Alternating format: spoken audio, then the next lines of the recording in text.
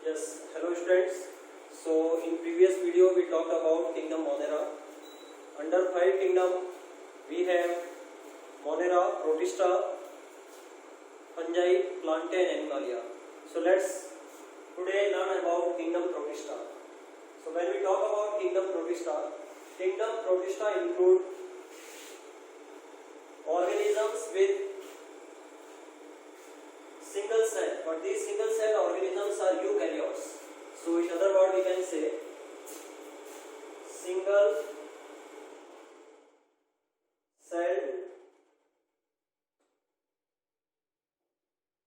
eukaryotes. All the single cell eukaryotes come under kingdom Protista. So this group is one of the most heterogeneous group because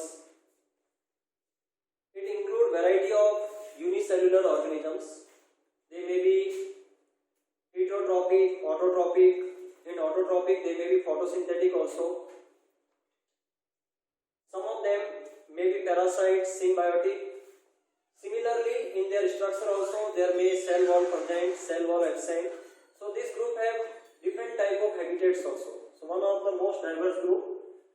The term Protista was given by scientist So you have to remember the name of scientist. The term Protista given by the scientist Ernst Haeckel, who proposed the 3 kingdom classification also. So before we talk about various subgroups of Protista, let's go through the basic features of Protista. First and foremost thing we have to remember, Protistians are unicellular eukaryote. Eukaryote, all of us know, the cell have well-defined nucleus. There is presence of membrane-bound cell organelles. So all endoplasmic reticulum, mitochondria, plastids, and all these are present in the Protistian cell. Their structure is of a eukaryotic cell, but some of them are similar to the plants. These are called Protistian algae. They are similar to algae. They are photosynthetic.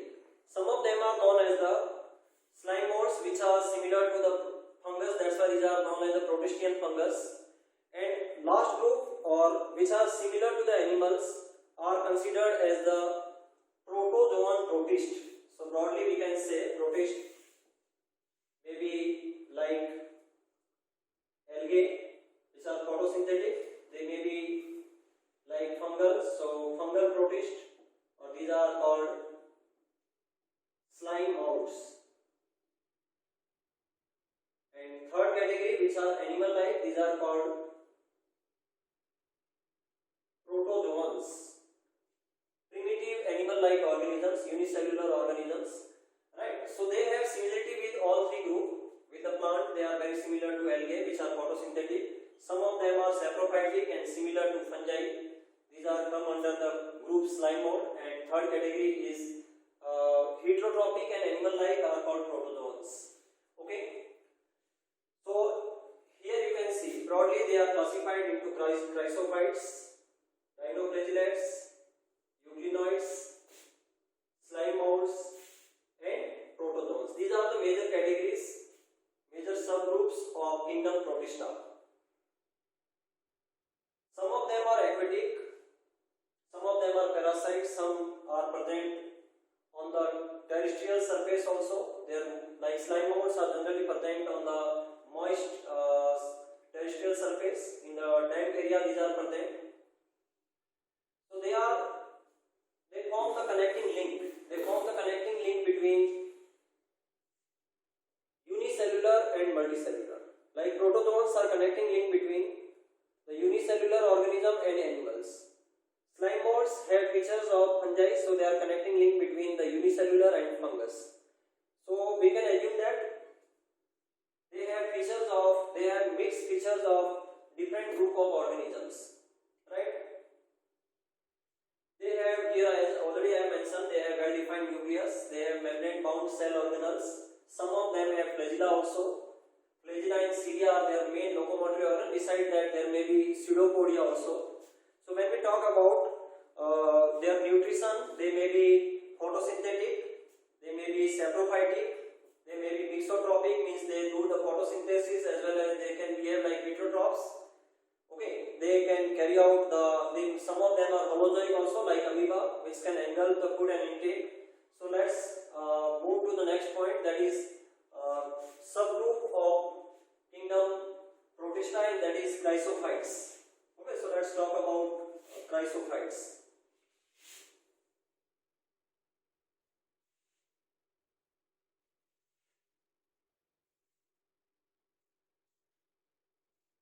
Chrysophytes are Protistian algae, right?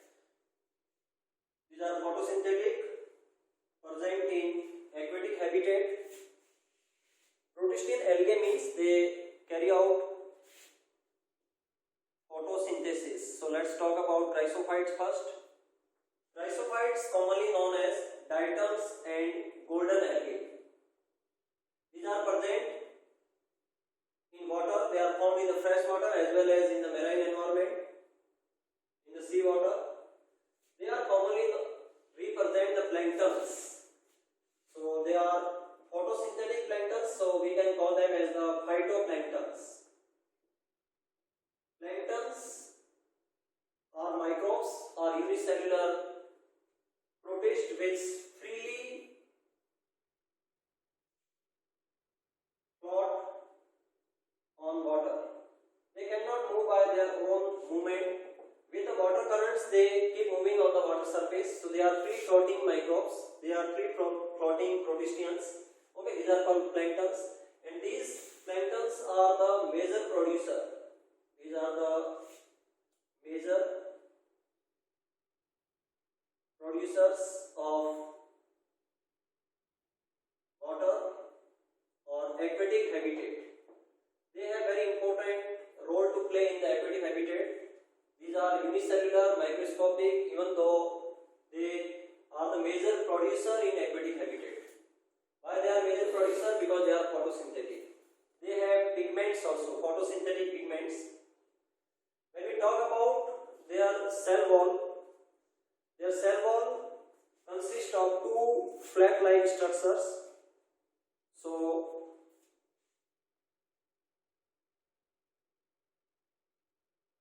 they make a structure with two cells. They appear like this. This is the upper one, okay, and this one is lower one, and they are just like they appear like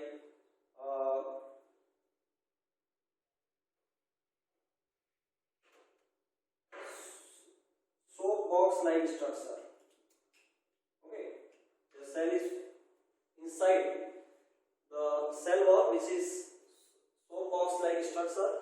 Okay, we use epi and hypo. That's what we use, epitheca and hypotheca. Lower one is called, this is called hypotheca, and upper one is called epitheca. Okay, so as mentioned here, they just appear like they fit together. Okay, they are overlapping cells, and these overlapping cells are called epitheca. Theca means wall, and hypotheca. Hypo means lower, epi means upper. Okay, this appear like soap box. All are contained in one inside, and main chemical component of it is, please remember, silica. So silicaceous cell wall. They have silicaceous cell wall, and when this cell present inside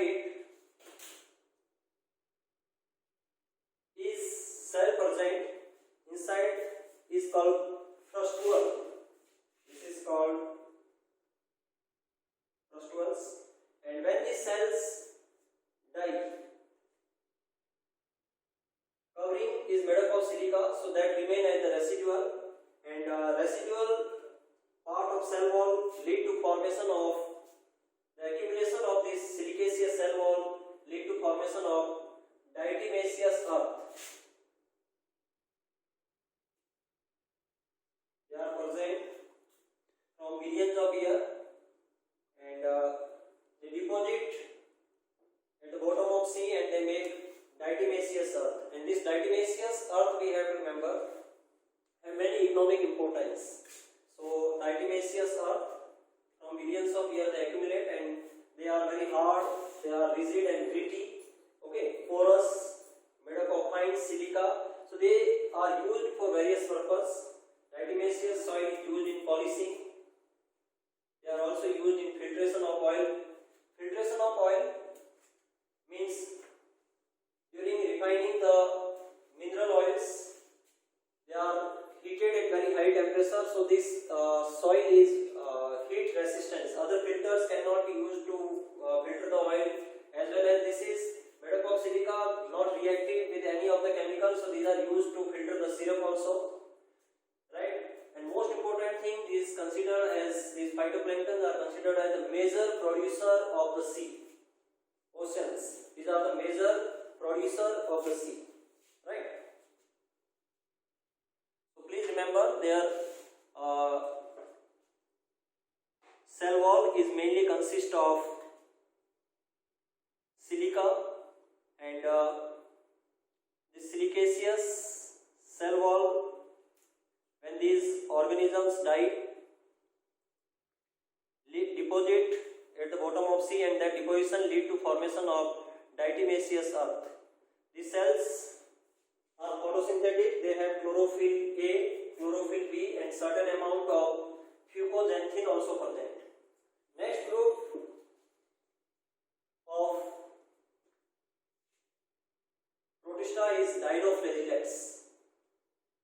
Dinoflagellates, we have to remember, dino, what comes from the two. So here they have this protistian have presence of two flagella, and these two flagella are unequal in size and their position. So when we observe the diagram, we can see the flagella, one flagella is present transverse and one flagella is present longitudinal. So these are also photosynthetic protistian. These photosynthetic protistians are present in, mostly they are present in the marine water, but some species may present in the fresh water also. They appear yellow, green, brown, blue or red. That depends on the pigment. What type of pigment is present in that determines their color. Okay. Their cell wall is mainly made up of cellulose. There is no silica, so the difference you have to remember. Mainly cell wall is made up of cellulose. Cellulose plates are present, and there is presence of two flagella. These flagella are, one is present longitudinally, another one is present transversely. This is very important. One is longitudinally and another flagella is present transversely.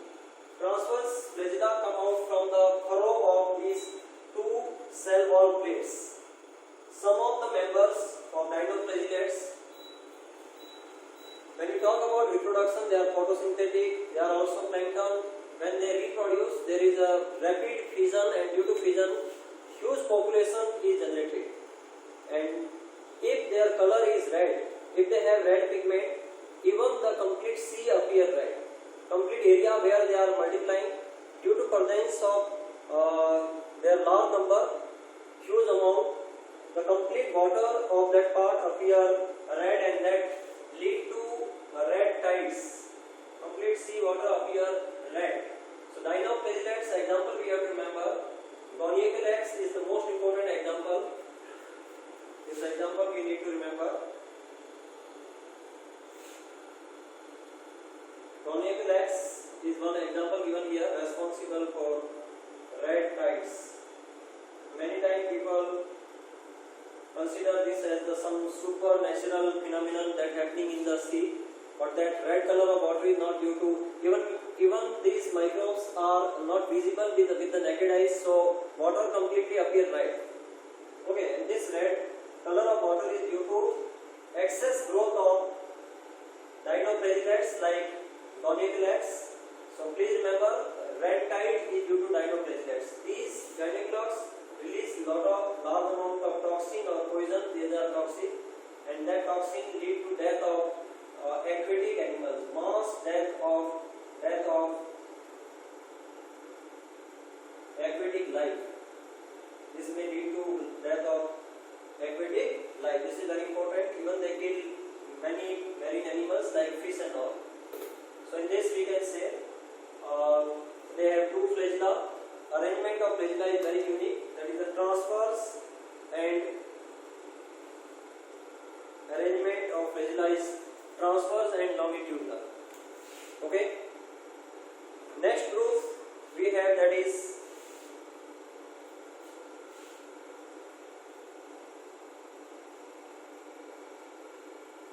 when we talk about reserve food in these groups like dinoflagellate and all, they have reserve food stars.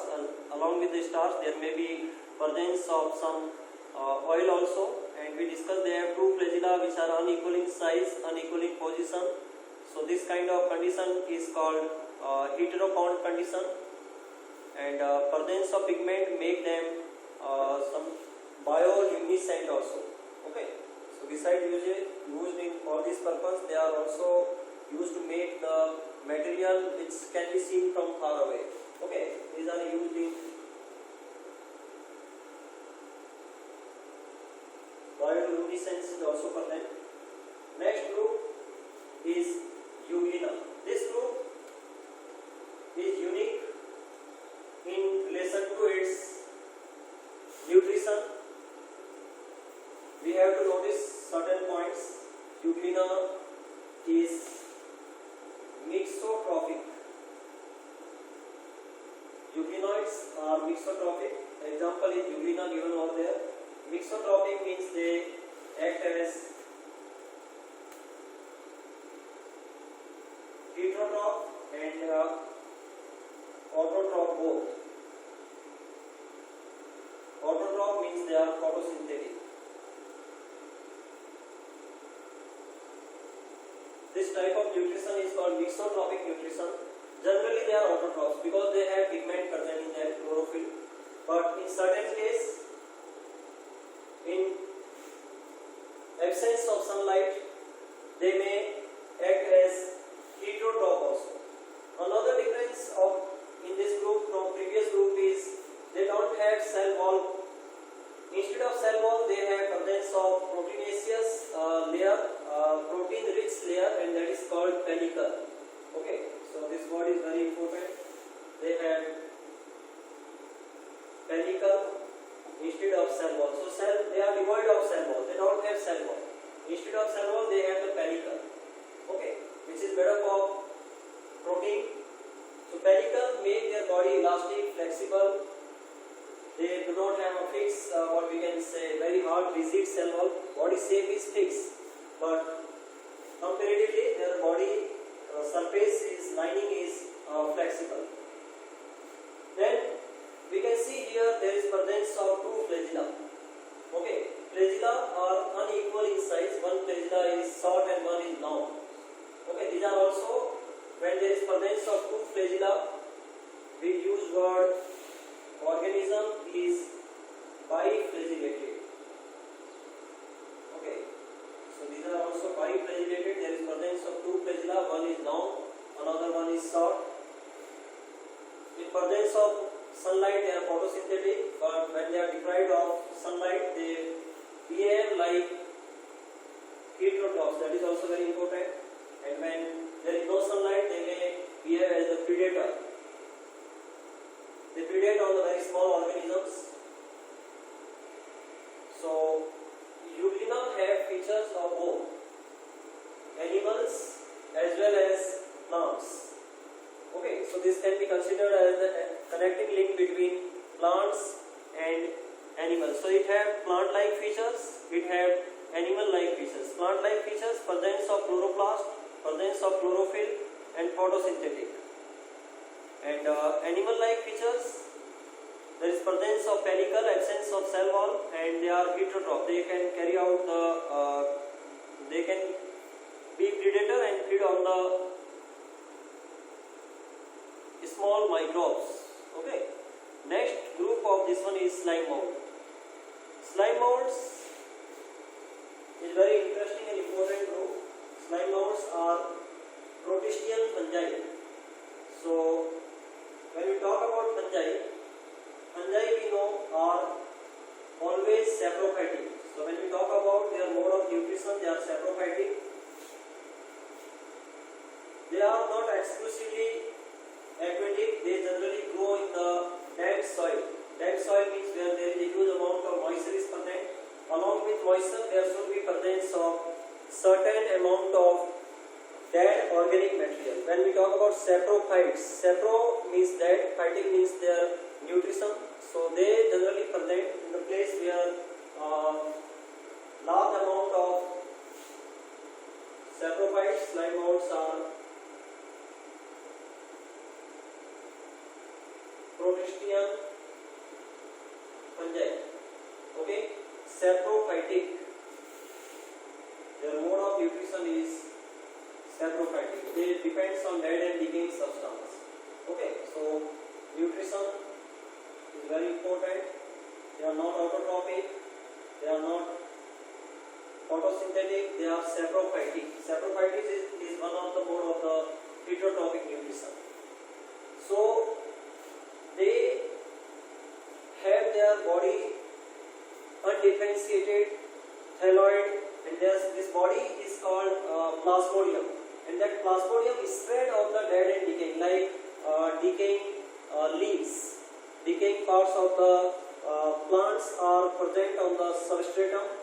There must be presence of moisture, conditions should be humid, so their filaments is spread, or their colonies is spread. That colony is called plasmodium, then that is spread on that surface. Okay, so that is called plasmodium. So they keep, so here you can see on the decayed twigs and leaves they angle, and in suitable condition, what is the suitable condition? Moisture, humidity, presence of organic material, they grow in form of aggregation. Being unicellular, but they make the colonies or aggregation, and that colonies are called plasmodium. So the term plasmodium we have to remember. Aggregate of cells of slime molds make the plasmodium. Okay, that keep spreading and may spread on the large surface area. During unfavorable condition, they make the fruiting body, they make the spores, and spore formation is the common method of reproduction in these what we can say organisms, right? So spores have true wall. This is very important. Spores are with a true wall. Okay, and these spores are extremely resistant, and they can help them to become perennial, means to survive in the extreme condition, to overcome the extreme condition. They can survive even in the adverse condition. And when the favorable condition comes, the spores germinate, and spores are dispersed by the air current. So please remember, they are Protistian fungi. They have features of fungi because they are saprophytic. They can grow on the land, particularly on the damp soil where a lot of moisture and humidity is present. Organic substances should be there, and most important term we have to remember here is the plasmodium. Plasmodium term we use for the aggregate or colony of the slime molds. Next group we have, they angle, okay, or intake this organic material using the pseudopodia, or pseudopodia means false amoebic structure. They can move by pseudopodia. So this is very important feature we can remember. Next we have protozoans. Okay, protozoan means they are similar to the animals. Okay, so proto means primitive, and zoa means the zoa term we use for the animals. Okay, so they are animal-like protistians. Particularly, all the protozoans are heterotroph and devoid of cell wall. They don't have cell wall. So no cell wall and heterotroph. They are similar to the animals. These features we have to remember. These are similar to the animals.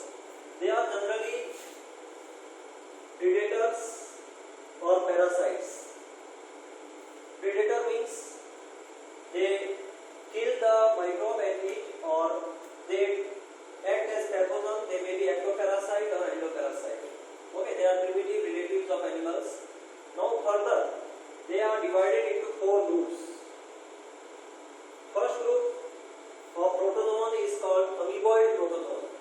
The most familiar example of amoeboid protozoan is amoeba. No cell wall, They are heterotrophs because devoid of chlorophyll pigment or chloroplast. They may be present in fresh water, or they may be free living, or some species are maybe parasite, and or they may be disease causing also. They are called amoeboid because their body shape is not fixed. They can change their body shape. Okay, engulfing of food along a snow.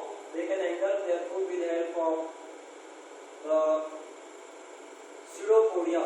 So locomotory organ is pseudopodia, false fit. Pseudopodia not only help in locomotion, pseudopodia help in intaking of endocytic or endocytosis of the food particle also.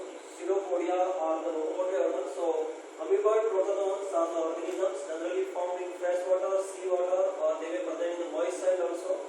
They move and capture their food with the help